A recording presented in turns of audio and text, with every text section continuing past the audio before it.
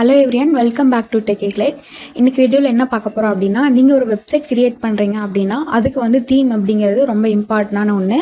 அது நீங்கள் வந்து ஸ்க்ராட்ச்லேருந்து வேணாலும் பண்ணலாம். பட் தீம் யூஸ் பண்ணி பண்ணும்போது உங்களால் வந்து ஈஸியாக ஸ்பீடாக வந்து உங்களால் அந்த வெப்சைட்டை கம்ப்ளீட் பண்ணிட முடியும். ஸோ நீங்கள் ஒரு வெப்சைட்டுக்கு தீம் சூஸ் பண்ணும்போது என்ன மாதிரியான தீம் வந்து செலக்ட் பண்ணலாம் அப்படின்னு சொல்லி நம்ம பார்க்கலாம்.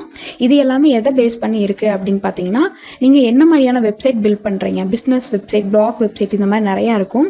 அதை பேஸ் பண்ணி அண்ட் வந்து உங்களோட ஆடியன்ஸ் யார் அப்படிங்கிறத பேஸ் பண்ணி இருக்கும். ஃபஸ்ட்டு ஒன் வந்து நீங்கள் என்ன மாதிரியான வெப்சைட் பில்ட் பண்ணுறீங்கன்னு பாருங்கள். இது வந்து ஒரு பிஸ்னஸ் வெப்சைட்டு, இது வந்து ஒரு எல்எம்எஸ் வெப்சைட்டு.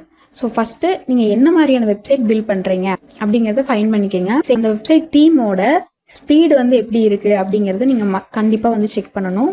நெக்ஸ்ட் ஒன் பார்த்தீங்கன்னா கஸ்டமைசேஷன் ஆப்ஷன். இப்போ நான் உட்மார்ட் அப்படிங்கிற ஒரு தீம் நான் எடுத்துக்கிறேன் அப்படின்னா இந்த தீம்குள்ளே நீங்கள் வந்துடுங்க. இது வந்து நான் தீம் ஃபாரஸ்ட்டில் சொல்கிறேன்.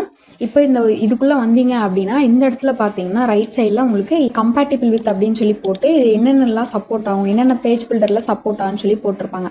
இங்கே பார்த்தீங்கன்னா எலமெண்டர் சப்போர்ட் ஆகுது, எலமெண்டர் ப்ரோக்கும் சப்போர்ட் ஆகுது, WP பேக்கரி பேஜ் பில்டருக்கு சப்போர்ட் ஆகுது.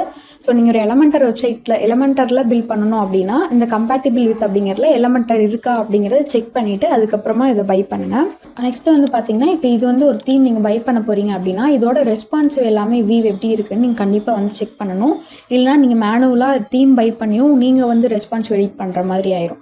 ஸோ இப்போ ரைட் கிளிக் கொடுத்துட்டு இன்ஸ்பெக்ட் கொடுத்தீங்க அப்படின்னா இங்கே வந்து இந்த மொபைல் ஐக்கான் மாதிரி இருக்கும். இதை வந்து கிளிக் பண்ணிடுங்க. கிளிக் பண்ணிட்டு வந்து பார்த்தீங்கன்னா இங்கே மொபைலுக்கு எப்படி வரும் அப்படிங்கிற டிஸ்பிளே வந்துடும். ஸோ இது பார்த்தீங்கன்னா நல்லா ஆப்டிமைஸ் பண்ணியிருக்காங்க, ரெஸ்பான்சிவ் ஆப்டிமைஸ் வந்து பண்ணியிருக்கிறாங்க. அதே மாதிரி நீங்கள் இதில் வந்து வேறு ஏதாவது டேப் வந்து ஐபேட் இது நம்ம கொடுத்தோம் அப்படின்னா டேபுக்கு எப்படி இருக்குங்கிற அந்த வியூ வந்து கிடைக்கும். ஸோ இதுலேயும் வந்து நல்லா டிசைன் பண்ணியிருக்காங்க. ஸோ நீங்கள் ஒரு தீம் நீங்கள் எந்த தீம் வாங்கினீங்கனாலும் சரி அதை வந்து ரெஸ்பான்சிவ் எடிட் இருக்கான்னு சொல்லி செக் பண்ணிக்கோங்க. இதோட ஃபுல் வீடியோ நம்ம சேனலில் இருக்குது, மறக்காமல் பாருங்கள். இந்த வீடியோ பிடிச்சிருந்துச்சுன்னா சப்ஸ்கிரைப் பண்ணுங்கள். தேங்க்யூ ஃபார் வாட்சிங்.